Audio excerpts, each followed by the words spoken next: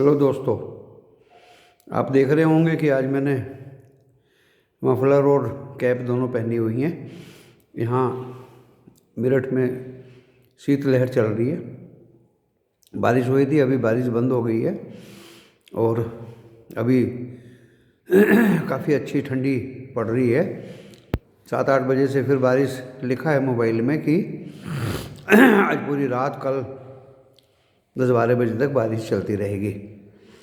तो अभी शीतलहर है। शीतलहर से बचने के लिए हमें सारे इंतजाम करने पड़ते हैं और ओल्ड एज में थोड़ा सा सीनियर सिटीजन को अपने आप को सुरक्षित रखने के लिए प्रॉपर कपड़े पहनने पड़ते हैं। तो दोस्तों देखिए, आज मुझे खुशी हो रही है और जल्दी से वीडियो लेके आ गया हूँ। खुशी इसलिए हो रही है कि मैंने आपको बिल्कुल लास्ट मौके पे जब कल का वीडियो क्लोज़ किया तो मैंने बताया था कि रेड रहेगा और नीचे ही बंद होगा, डेफिनेटली बंद होगा। दोस्तों कई बार मुझे भी आज चकमा बाजार ने दिया, कभी गिर गया, कभी कवर हो गया, फिर गिरना शुरू हो गया। एक बार तो 60-70 पॉइंट रह गया था, मैंने समझा कि अब तो कवर ही हो गया। फिर 250 पॉइंट गिरा हुआ मिला। तो दोस्तों काफ़ी अच्छा खासा बाज़ार आज गिरा, शायद 17,511 कुछ दिखा रहा था। और टीटीएमएल बहुत क्वेरीज आ रही हैं। कोई बच्चे बोल रहे हैं कि अब तो गिर चुका, अब ये गिरने वाला नहीं है। दोस्तों ऐसा नहीं है, ये शेयर बाज़ार है। ये इन्फोसिस तो है नहीं, ये टीसीएस तो है नहीं जो बहुत मजबूत फंडामेंटल लेके पैदा हुआ है। ऐसा नहीं है। पैदा तो वो भी मजबूत फंडामेंटल्स लेके नहीं हुए थे, लेकिन उन्होंने बाद में फंडामेंटल्स अपने मजबूत कर लिए थे। तो दोस्तों ये भी कर लेगा, लेकिन अभी इस टीटीएमएल के साथ इसकी 1954 करोड़ की तो इक्विटी है। एक तो इक्विटी बहुत बड़ी है दोस्तों। रिवेन्यू डिक्रीजिंग ऑर्डर्स पे है इसका। दोस्तों इसका प्रॉफिट भी माइनस में है, खतरनाक माइनस में है। अभी इसको संभालने के लिए बहुत पापड़ बेलने पड़ेंगे। आप सोच रहे हैं कि इसमें अपर सर्किट लगना शुरू हो गया, तो मैंने 3 एडवाइस दिए थे। जो भाई को प्रॉफिट होता वो बेच ले, अपना प्रॉफिट जेब में रख ले। जो भाई फंसा हुआ है, अगर वो 290 पे फंसा हुआ है तो वो फंसा रहे और अपने आप को संभाल के रखे। अगर उसने 400, 500, 600 शेयर खरीद लिए हैं तो वो आधे शेयर 210 पे बेच दे और फिर नीचे आएगा तो 40-50 रुपये का इंतज़ार करेंगे। आप भी खरीदेंगे, मैं भी खरीदूंगा, और जो भाई प्रॉफिट बुक करके बैठ गए हैं वो भी खरीदेंगे। 40-50 रुपये नहीं आएगा। 1-2 भाई ने ऐसा बोला है। दोस्तों शेयर बाज़ार में हर चीज़ संभव है। हाँ, अगर इसके फंडामेंटल मजबूत होते और ये प्रॉफिट मेकिंग होता और काफ़ी इसमें ख़रीदारी दिखाई देती तो मैं मान लेता कि ये 40-50 नहीं आएगा। दोस्तों नीचे तो दुकान खाली है, इसका घर सारा खाली है, पीछे का गोदाम पूरा खाली है। ये 40-50 भी आ सकता है। मैं बार बार एग्जांपल दे रहा हूँ। NEL को कई बार बहुत ऊपर गया, लेकिन कई बार बहुत नीचे मीन्स 40-50 भी आया दोस्तों। तो इसकी तो औकात क्या है। और आपको और हमें किसी से क्या लेना देना, वो 40-50 आए या वो 500, 700 या 1000 जाए। अरे प्रॉफिट चाहिए, प्रॉफिट कमाओ, अपनी जेब में रखो। जयराम जी की, तुम अपने घर, हम अपने घर। तो इस तरह की एक स्ट्रेटजी ऑप्ट करिए। और मैंने कल भी आपको बताया था, फिर भी मैंने चलो टीटीएमएल पे आपको ये क्लियर कर दिया। कुछ भाइयों ने और क्वेरीज पूछी थी, मैंने सभी क्वेरीज का जवाब देना उचित समझा। और इससे देखिए दोस्तों, नन्हे दोस्तों, प्यारे दोस्तों, इससे मेरा भी ज्ञान बढ़ता है। ज्ञान कैसे बढ़ता है कि किसी भाई ने पूछा टाटा पावर में क्या करें, और ये मैंने देखा तो टाटा पावर की तो कुछ इक्विटी गिर भी रखी है। शेयर बहुत अच्छा है, टाटा उसका मालिक है, 1 रुपये का स्टॉक है, 250 चल रहा है। लेकिन दोस्तों 30 रुपये से 250, कोरोना में 30 रुपये आ गया था ये, तो थोड़ा डर लगता है। और पहली बार इसे 250 देख रहा हूँ। 1 रुपये का शेयर है, 250 का मतलब 2500 रुपये भाव है। और सब कुछ ठीक होते हुए 1.28% थोड़ी इक्विटी गिरवी रखी हुई है। खरीदने में बुरा नहीं है, लेकिन थोड़ा नीचे आ जाए। मदरसन सुम्बी पूछा किसी ने, तो मदरसन सुम्बी का कुछ डीमर्जर हुआ दोस्तों। एक यूनिट इससे अलग होगी, एक यूनिट ही अलग हो गई है। शेयर अच्छा है, मैनेजमेंट अच्छा है, सामान बिक्री होता है, और अगर आप इसको लेना चाहें तो ले सकते हैं। ये दोबारा फिर 250 रुपया तो टच करेगा ही करेगा। फिर बात वही आ जाती है कि ऑप्शन में क्या होगा, पीसीआर रेशियो क्या होगा, पुट कॉल रेशियो क्या होगा, पुट क्या कहते हैं राइटिंग क्या होगा, कॉल राइटिंग क्या होता है। दोस्तों इसके बारे में मुझे ना ज्ञान है और ना ही मैं बताना चाहता, ना ही मैं इस पर किसी को एडवाइस देना चाहता। ये मेरा एक एकेडमिक चैनल है, एजुकेशनल चैनल है। किसी को मैं कोई चीज़ खरीदने या बेचने की सलाह ज़बरदस्ती किसी को देता नहीं हूँ, और किसी का कोई फ़ायदा या नुकसान होता होगा तो उसका भी मैं जिम्मेदार नहीं हूँ। ये मेरा एक डिस्क्लेमर है। आपको ख़रीदना बेचना है तो अपने किसी फाइनेंशियल एडवाइज़र से सलाह लेके ख़रीदना बेचना शुरू करिए। किसी भाई ने एक बहुत अच्छी सलाह मांगी, इंडियन इन्फोटेक। दोस्तों बहुत अच्छा स्टॉक है, 11 करोड़ का नुकसान है, 11 करोड़ का ही रेवेन्यू जनरेट करता है। ये कैसा स्टॉक है? 19.5% प्रमोटर की इक्विटी थी, जो पिछले 2 महीने में घट के 16% से नीचे आ गई, और पब्लिक के गले में उसको पहना दिया गया। विदेशी का कोई हाथ नहीं है, DII का कोई स्टॉक नहीं। तो दोस्तों ऐसे स्टॉक से मैं थोड़ा दूर रहता हूँ, क्योंकि कहीं ऐसा ना हो कि वो पब्लिक के गले में पहना के और अपना रास्ता नापे। अगर आपको मुनाफा हुआ तो भाई ने बताया कि मुझे 1 लाख रुपया फ़ायदा हुआ, 1 लाख रुपया फ़ायदा हुआ तो भाई मेरी ये सलाह है कि आप इन्फोसिस में लगा दीजिए 1 लाख रुपया फ़ायदे के। 5 साल बाद 5 गुने गिन लीजिए, 5 गुने गिन लीजिए। तो वो कैसे गिने जाएंगे उसकी भी सलाह मैं दे देता हूँ, क्योंकि आप पीछे का रिकॉर्ड देखिए खोल के कि बोनस कितनी बार दिया। डिविडेंड तो आपको फोकट में मिल जाएगा। एक शेयर के कितने शेयर हो गए? 5 साल तो दिल्ली बहुत दूर है। 1 लाख रुपये आपको इंडियन इन्फो में अगर फ़ायदा हुआ तो वो 1 लाख रुपया फ़ायदे का आप इन्फोसिस में लगा दीजिए, और भूल जाइए, इन्फोसिस को खोल के मत देखिए। तो दोस्तों ये होती है फंडामेंटल स्टॉक की ताकत, जो आपको ज़बरदस्त ताकत दिखाएगा।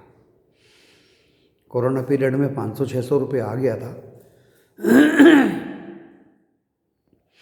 टेक महिंद्रा भी खरीदा, इन्फोसिस भी खरीदा, बहुत खरीदे दोस्तों, बहुत खरीदे, और सफिशिएंट जब वाजिब लगा तब अपना बेच लिए,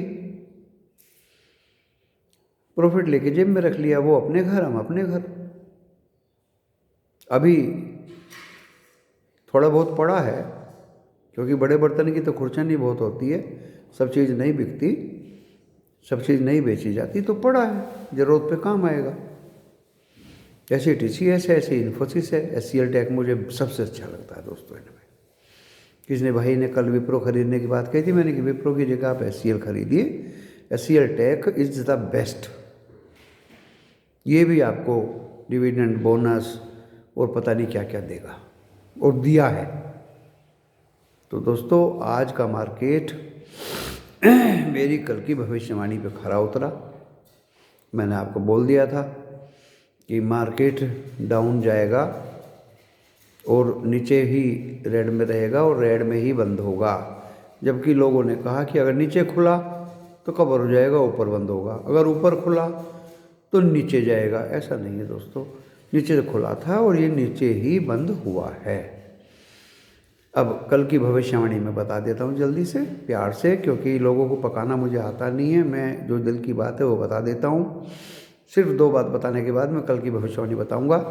2 बात ये है कि कोई भाई इस YouTube पे बहुत सारे स्टॉक्स बताता है जो अच्छी चीज़ है।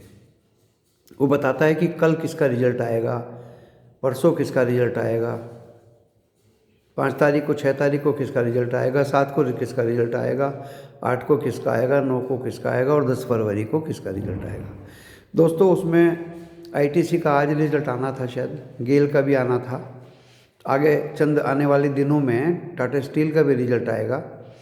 एक BSE लिमिटेड का भी रिजल्ट आएगा और बोनस देगा वो, CDS का भी रिजल्ट। तो जो ये कंपनीज यूट्यूब पे बताते हैं कोई भाई, आप उसको भी सब्सक्राइब कर लीजिए। आपके मोबाइल पे उसकी डिटेल आएगी, तो जो कंपनी का रिजल्ट आना हो उसका एक एस्टीमेट लगा लीजिए कि इसका रिजल्ट अप आएगा या डाउन आएगा। तो दोस्तों ये डिविडेंड इंटरिम देगा या नहीं देगा, ये बोनस देगा या नहीं देगा। स्टॉक फंडामेंटली स्ट्रॉन्ग होना चाहिए। फॉर एग्जांपल मुझे तारीख तो पता नहीं, engineers India limited interim dividend देने जा रही है दोस्तों। अगर एक 70 रुपये का शेयर 3 रुपया, या पिछली बार 3 रुपया 40 पैसे दिया था, 3 रुपया या 3.40 या 5 रुपये या 4 रुपये भी डिविडेंड देता है, तो आपका ये शेयर एकदम से जंप मारेगा। 70 रुपये से एकदम से 75, 76, 77 तक हो जाएगा दोस्तों। इस तरह के स्टॉक पे नज़र रखिए। लेकिन आपको मैं होमवर्क दे देता हूँ, इंजीनियर्स इंडिया लिमिटेड का रिजल्ट कब आएगा विद इंटरिम डिविडेंड, वो तारीख आप देख लीजिए। उस तारीख के आने से पहले ही इसको झपट कर अपने पोर्टफोलियो में जमा कर लीजिए, और जिस दिन इसका रिजल्ट आएगा और इंटरिम डिविडेंड डिक्लेयर होगा, ये आपको 5, 6, 7 रुपया देगा।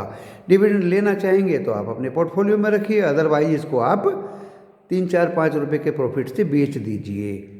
अगर आप 1000 शेयर खरीदते हैं और आपको अगर 5000 रुपया मिलता है, तो दोस्तों वही 10% से ज़्यादा हो गया, 12% आपको मिला, बेच दीजिए। 3, 4, 5 दिन में अगर 12% मिला तो व्हाट इज़ द लॉस। तो दोस्तों ये मैंने आपको होमवर्क दिया है कि जिन कंपनीज़ के रिजल्ट्स अभी आने हैं विद डिविडेंड, विद बोनस या विद बुटीज़, आप उनको कंसीडर करिए, उनको देखिए, उन पे विचार करिए, और उनके बारे में मेरे से भी पूछिए। मैं आपको बताऊंगा कि उनकी साउंड पोजीशन कितनी है। हाँ, स्टॉक साउंड होना चाहिए, पेनी स्टॉक नहीं होना चाहिए। तो दोस्तों आज मैं कल की भविष्यवाणी अब कर देता हूँ आपको होमवर्क देने के साथ साथ।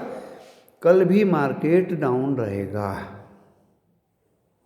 कल भी मार्केट डाउन रहेगा। डाउन इसलिए रहेगा क्योंकि FII कंटिन्यू बेच रहे हैं। परसों 21 करोड़ का बेचा, कल थोड़ा 150 करोड़ का बेचा, आज कुछ ज़्यादा करोड़ का बेचा। तो FII ही बेच रहे हैं, और DII कब तक खरीदेंगे, कब तक रोकेंगे, उनको भी तो मुनाफा चाहिए। तो दोस्तों अब बजट का खेल ख़त्म हो चुका है, रिजल्ट्स भी ज़्यादातर अच्छी कंपनीज़ के आ चुके हैं। अब तो 10 तारीख को इलेक्शन है, 14 मार्च तक का इंतज़ार करिए। उसके बाद अगर बीजेपी यूपी में जीतती है तो मैं भी खरीदूंगा, आप भी खरीदेंगे, दिवाली मनाएंगे। और अगर बीजेपी यूपी में हारती है तो दोस्तों देखिए मेरा तो मन खट्टा हो जाएगा, आपका मुझे पता नहीं मन खट्टा होगा या मीठा होगा, क्योंकि बाज़ार में खटास मैं महसूस करूंगा और वो साउथवर्ड ही जाएगा। पहले धीरे धीरे साउथवर्ड जाने की सोच रहे थे, अब वो तेज़ी से साउथवर्ड जाएगा। तो दोस्तों आपको मैंने एक होमवर्क दिया है, बाज़ार की भविष्यवाणी कर दी है। बाज़ार में डाउनफॉल रहेगा। अगर आपको कहीं कुछ मिलता हो, क्योंकि कल मैंने बता दिया था कि जिन भाइयों को 22 स्टॉक में कुछ स्टॉक बढ़े हैं, घंटी बज गई है, 10% से ज़्यादा का मुनाफा हो रहा तो उनको बेच लीजिए।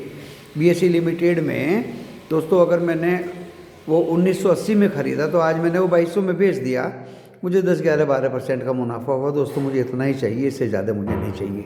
टाटा स्टील मेरा नहीं बिका अभी, मैंने ज़्यादा ऊंचे पे ख़रीदा था, 1130 पे ख़रीदा था। अब मैं 1180 में कैसे बेच दूं, क्योंकि उसमें अगर 600 रुपये का फ़ायदा होता है 10 शेयर पे और 6% मिलेगा, 6% में मेरा पेट नहीं भरता, मुझे 10% से ज़्यादा चाहिए। टाटा स्टील मैंने नहीं बेचा है, मैं 1200 के ऊपर ही उसको बेचूंगा। आपने अगर सस्ते में ख़रीदा होगा तो आप उसको बेच सकते हैं, जो मैंने सस्ते में ख़रीदा वो उसको मैं बेच चुका हूँ। तो दोस्तों स्ट्रेटजी मेरी इस तरह की है, और बेच के बैठ जाता हूँ, जब वो दोबारा नीचे मिलते हैं तो उनको ख़रीद लेता हूँ। BSE मैंने बेच दिया आज, CDSL मैंने बेच दिया आज। दोस्तों जब वे नीचे आएंगे तो मैं उन पर ख़रीदारी करूंगा। दोस्तों आज मैंने BPCL और HPCL 20 स्टॉक पकड़े हैं, 20 दूसरे स्टॉक 375 रुपये में BPCL नहीं आया, जबकि HPCL चुपचाप 284 रुपये में आ गया। 287 एंड 284 20-20 स्टॉक मैंने खरीदे हैं। ये और नीचे आएंगे तो मैं और इकट्ठे 20-20 स्टॉक करके करूँगा और आपके सामने इनको अच्छे मुनाफे के साथ बेचूंगा और बता के बेचूंगा। आप भी मेरी स्ट्रेटजी को फॉलो करेंगे तो मुझे खुशी होगी। इसी के साथ मैं अपने वीडियो को विराम देता हूँ। नमस्कार।